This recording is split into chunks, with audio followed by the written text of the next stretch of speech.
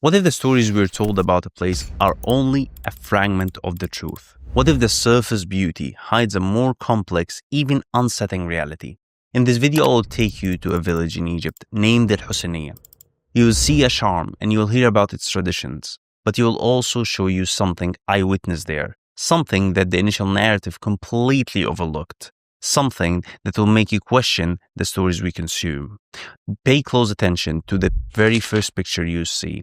By the end of this journey, its true meaning and the story that it represents will be revealed. My journey to Al Husnaya, a village in Al Sharia government, began with an impression of a scenery of beauty, an entrance that was very good, a splash of color against the landscape. It was a scene that held the promise of a simple, perhaps a very idealistic story. The heart of the learning in Husnaya was Al Kotab, where children only study Quran and Arabic. Witnessed their dedication to memorize verses and learning their language was certainly a part of the story, but it wasn't the whole story. During my time there, I learned that for many families, Al Kotab represented the primary form of education, with the formal schooling often deemed as less essential. Their focus was deeply rooted to the values of the religious and linguistic knowledge for their children's lives. Within the village, other sciences were often seen as less relevant. During my time in Al Husnaya, individual encounters often illuminated the deeper realities of the community. I remember speaking with the mother of a young boy with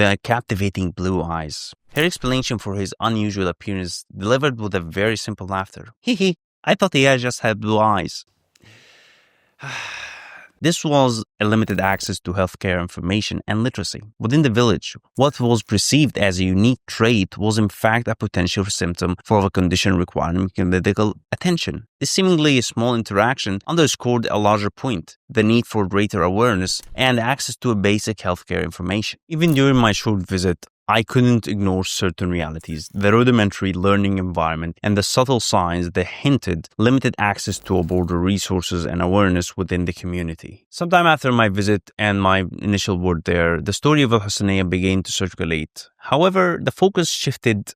The narrative that emerged highlighted the encouraging image of a children diligently learning the Quran, the context of limited education opportunities, the community-specific perspective on learning, and the subtle signs where broader challenges were completely absent. The disconnect even became more apparent when I attended a rural development conference showcasing Egypt advancements. That was just 1 week after visiting Husnaya. Listening to the presentation, knowing the realities that I witnessed there, felt almost surreal. The focus on modernization often seemed words away from the fundamentals perspective and the challenges I had encountered on the ground. The story of Husnaya is a powerful reminder of an important of authentic storytelling. While positive narratives have their place, it's critical to also acknowledge the complexities, the different perspectives, and the underlying realities that shape communities. By representing a more complete picture, we can foster a deeper understanding and potentially spark more meaningful conversations. Remember the first image you saw?